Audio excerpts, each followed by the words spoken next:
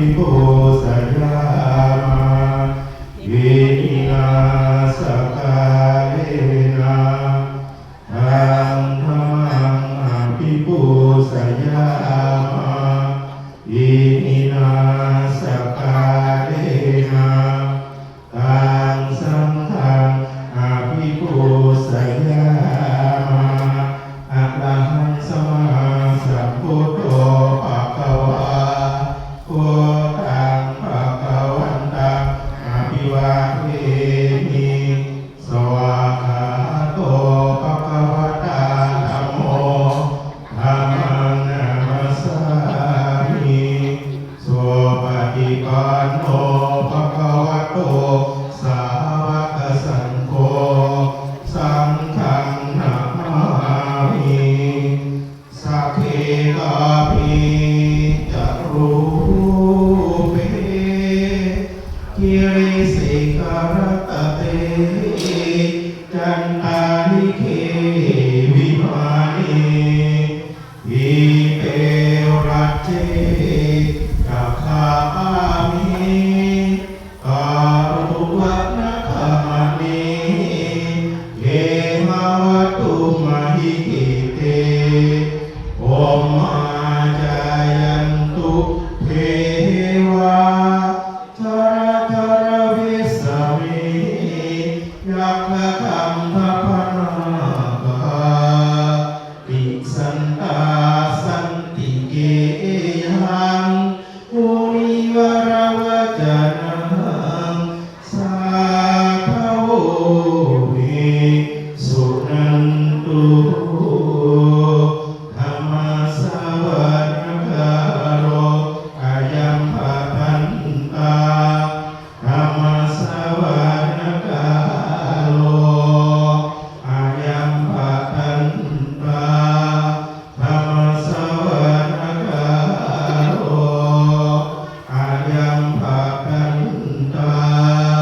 สาธุสาธุคุณพระพุทธังคุณพระธรรมังคุณพระสังฆังคุณบิดามารดาเทวดามาและพระภูมิเจ้าที่เจ้าแม่โพธิ์มี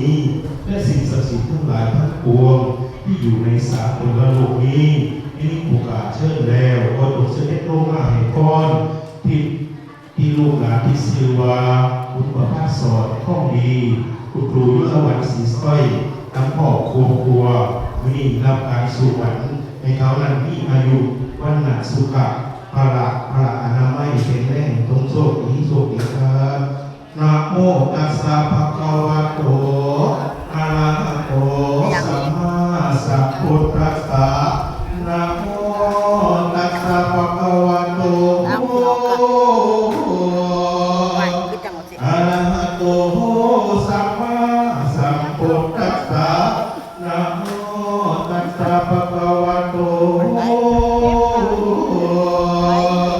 อะระหะโตสัมมาสัมพุทธัสสะ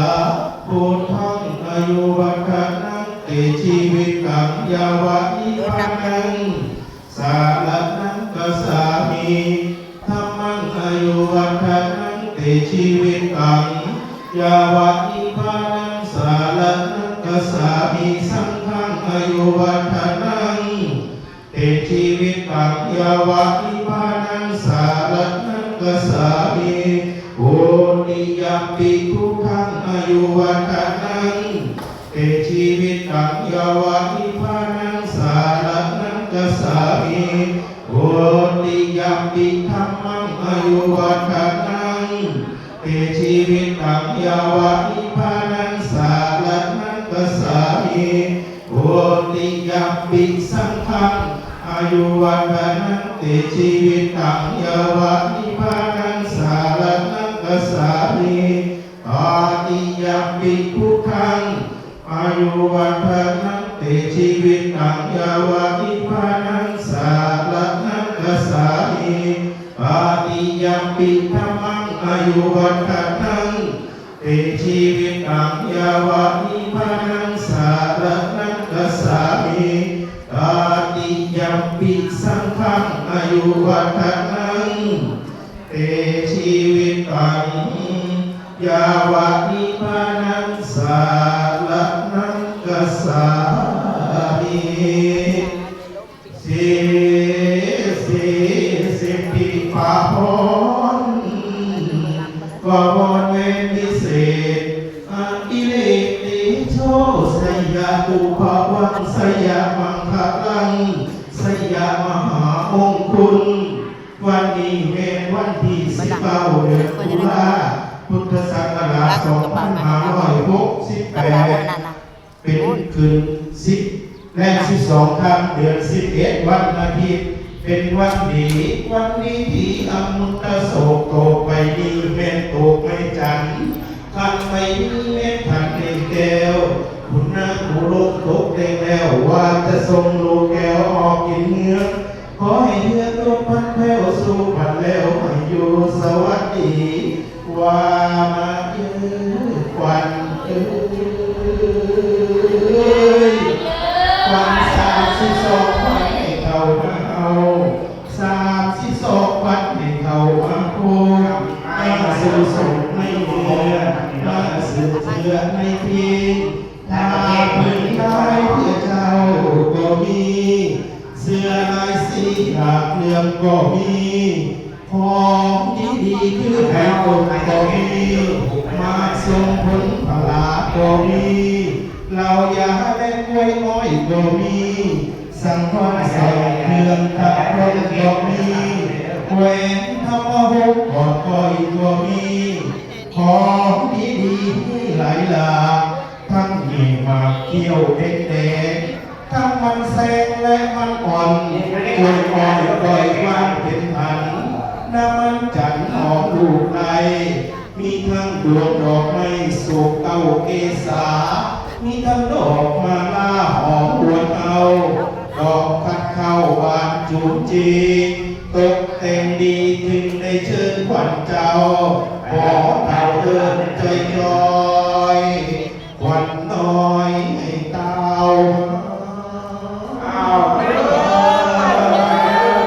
ว่ามาเย็นขวัญพกให้เลยขวัญผู้ให้มาอยู่หัวยาลาขวัญตาให้มาอยู่ตายาพาขวัญปรามให้มาอยู่ปากยาหนีขวัญเกศีเกเก่าตั้งแต่เก่าหอดจอมหงพี่น้องจงมาเชิญชมออกไปขวัญไรและขวัญขาคงมาเที่ยวชมอยู่ในเหนือมาสืบเพื่อในเพลงวันเองและวันดื้อวันสะอื้นและทองน้อยอย่าหักคอยให้ใครโอประจำตัวว่ามาเจอกัน